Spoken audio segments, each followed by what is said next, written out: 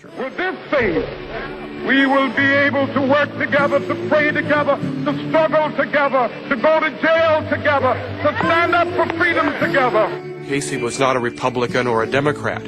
He wasn't trying to advocate any particular political agenda, but he clearly had a moral sense about something that needed to be achieved if we were to fulfill our destiny as a nation.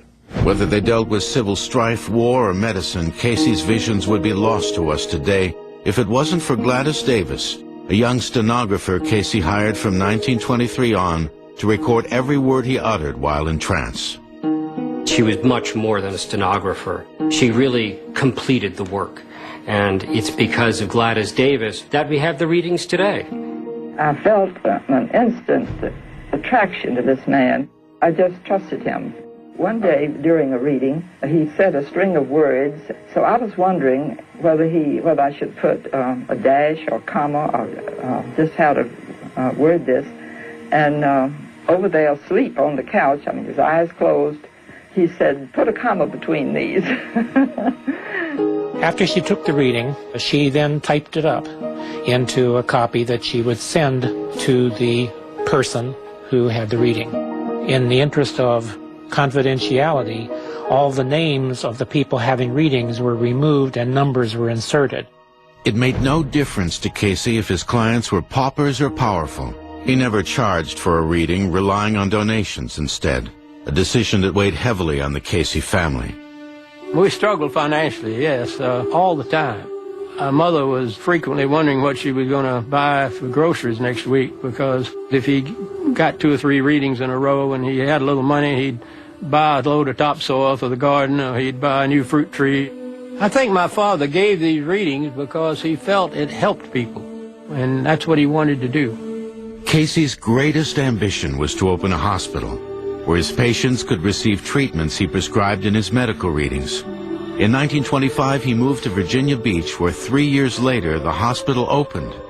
It closed in 1931 in the midst of the Depression. After the hospital had folded and, he'd lost everything, I heard him say that was probably the saddest time of his life. But in good times and in bad, Cayce never lost his prophetic touch. In fact, another set of readings had emerged in the 1920s. Prophecies so astounding that they still echo today and may yet turn history on its head.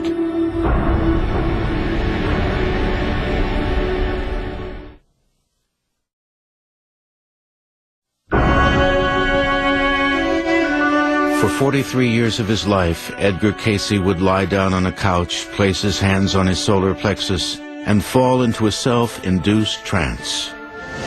In this state, he traveled through space and time, foretelling wars, diagnosing illnesses, and in some of his most intriguing readings, rewriting history. When we consider Edgar Cayce's predictions, it's also interesting to look at some of the retrocognitive statements he made, looking back into history and making statements about things you wouldn't find in the history book. The sleeping Cayce seemed to know secrets about our past that only the most high-tech instruments and years of excavating could reveal. Long before the Dead Sea Scrolls were discovered in 1947, Cayce spoke of an ancient sect of Judaism, the Essenes, which experts believed was made up exclusively of men. Edgar Cayce spoke about the Essenes as a community that included men, women, and children. Experts remained dubious, but in the 1950s, years after Cayce's death, archaeologists uncovered skeletons of Essene women near the site of the Dead Sea Scrolls.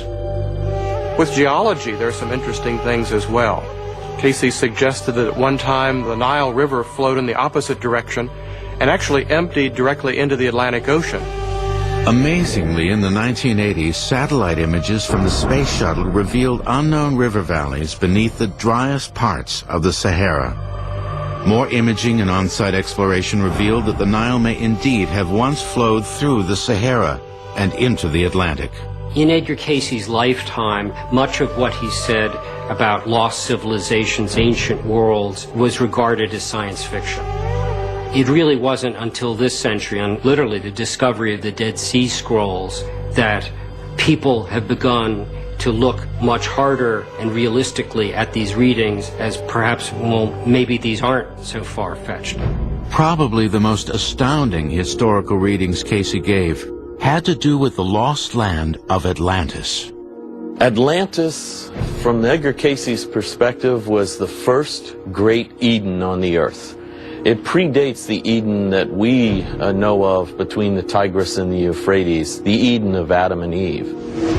Edgar Cayce saw Atlantis as a massive continent in the middle of the Atlantic Ocean. At the time, the individuals that populated the area had a deep understanding of the forces of the universe and could actually harness some of these powers to use devices such as flying machines and crystals and so forth. But according to the readings, the Atlanteans abused their power over nature, and Atlantis disappeared in a cataclysmic disaster some 10,000 years ago.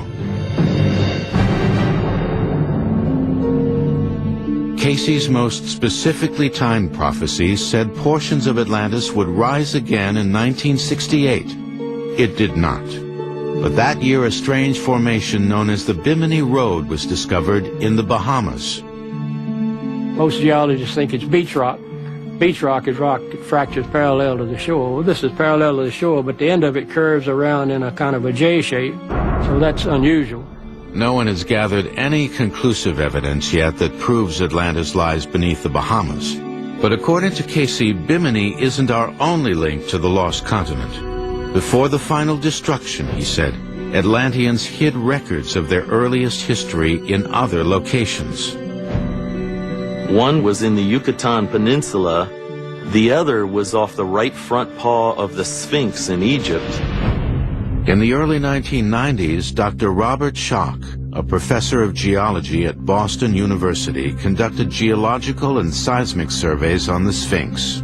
I was not in the business to support Edgar Cayce or any other, I'll call him psychic or prophet.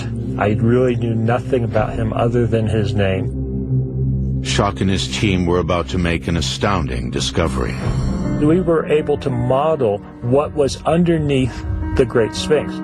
We found under and in front of the left paw of the Sphinx what I believe is a major chamber, maybe up to 25 meters below the surface.